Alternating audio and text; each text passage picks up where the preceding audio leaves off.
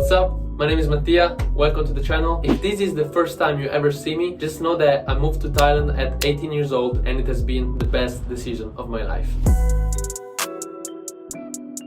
Now, if you decided to click on this video, it's probably because you graduated out of high school this year and you have no idea of what to do. Or maybe your parents want you to go to college and you don't want to. Or maybe your parents have pushed you to go to uni and now you don't like it and you want to drop out. Either way, you landed on the right video. By the end of this video, your ideas will be much more clearer and you know exactly what to do with your life. So let's not waste any time and let's get started. Okay, so if you're 17 and 18 and you've just graduated out of high school, you need to understand there are only 3 scenarios in which you must go to university or college. You either want to become a doctor, a lawyer, or an engineer. So if you want to do any of these 3, skip this video, go to school, because that's what you need to do. In no other case, a degree is necessary for you to become successful in life. You can have it, but it's not necessary. See, we now live in an era where YouTube is more advanced than 95% of university out there, and certainly more updated on most topics, because what right now is on YouTube is probably gonna be at university or college classes in 3 to 5 years, if not more. And at the same time, with a couple $100, you can get access to courses which are worth much more than an entire college semester. But that's not the only reason why I believe college or university are not necessary anymore. Let's take a step back.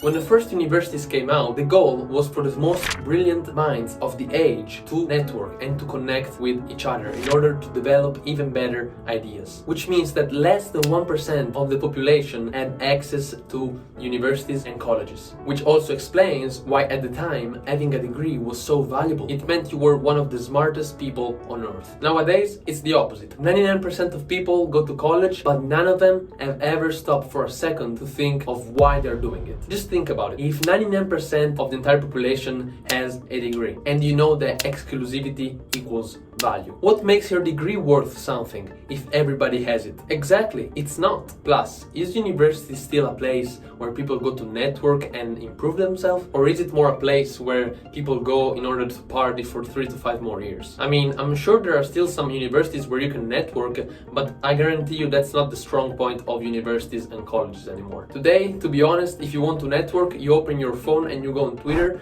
or you go to places on earth where high value people are, which connects to my second point. What's the alternative if you do not go to college? To me, not going to school to go to work at Walmart instead is not an option. It would literally just set you up and keep you a slave for the rest of your life. So if that is your plan, close this video and go to school. And of course, your parents are probably not gonna want to hear you out when you tell them that your plan is to go to Walmart instead of going to college, right? Well, we still haven't answered the question. So what should you do if you do not go to college? Now, unless your parents are willing to pay for your expenses, etc., which they probably will not be willing to, you need to start making some money online. And you'll understand why I specified online in a second. See, nowadays there are hundreds of ways of making money online. For example, I learned copywriting and I decided to sell it as a service. And I did a 1-hour training on it. You'll find the link up here or in the description. But regardless of what you choose to start making your money, you need to get to $1,000 a month. Once you get to the number, you can now comfortably move out of your parents' house. But move where? A place far from your home, where the cost of living is low and where it's full of digital nomads. Point number 1, it needs to be far from your home because you need to be alone in order to learn how to make it on your own.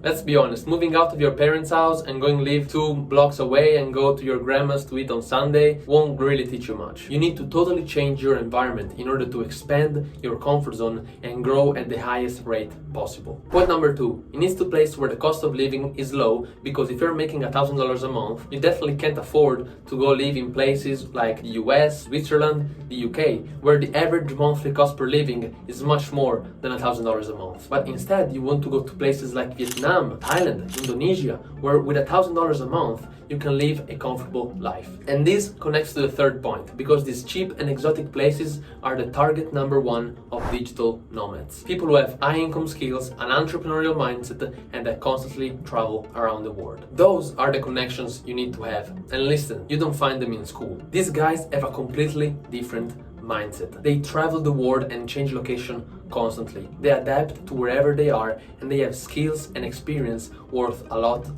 of money. Which is why those are the connections that you need, and that is where you find them. For example, I came here to Thailand, and I specifically decided to come to Chiang Mai because it's ranked as the first place in the world for digital nomads. So the first thing I did when I came here was joining a co-working office where other digital nomads go to work and work on their laptop, and boom, in less than 2 days I had already connected with multiple like-minded people with some actual and valuable skills. I'm talking about 20 years old guy who certainly didn't go to uni but are way more competent than most people who went to college and university. Plus, by surrounding myself with people like them, people who work 15 hours a day on their laptop non-stop, my productivity tripled in a matter of 2 days. I changed my environment. I surrounded myself with people that work harder than me, and suddenly I'm working harder. And if I'm working harder, I'm growing at a faster rate. Okay, that's cool, but without a degree, you won't find a job. No one will hire you. Listen, this is the only scenario in where a degree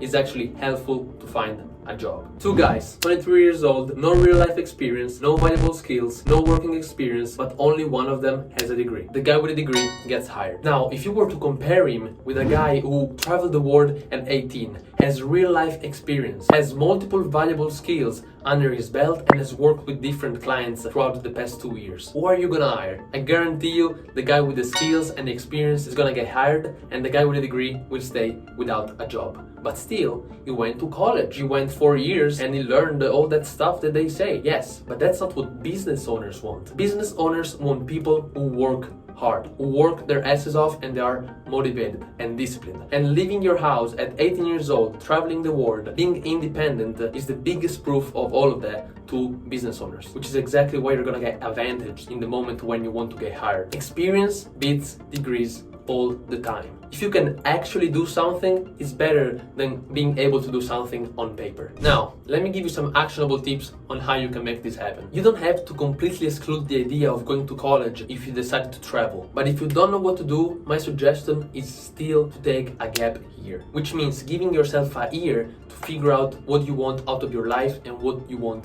to do. And look, it's better to take a year for yourself and make sure you make the right choice than going to college right now without having your ideas clear and then wanting to drop out 2 years later. It's much better to take a year for yourself and really think about what you want to do. And of course, by the point of this video, you've probably understood that if I was in my gap year, I would travel the world, become independent, learn some skills, which is basically what I'm doing right now. Now, if by the end of your gap year you realize you actually want to go to university, you actually want to college, and you think that's the best choice for you, that's great. Being 1 year behind won't be a problem. You'll catch up to those guys in no time. You've learned much more being on your own, independent, learning some skills, putting some actual real life experience under your name than what every single first year of college will ever teach you. So do not worry about it, you're good. Instead, if by the end of your gap year you realize that school is not what you want or need to become successful, that's great. Just keep doing what you've been doing.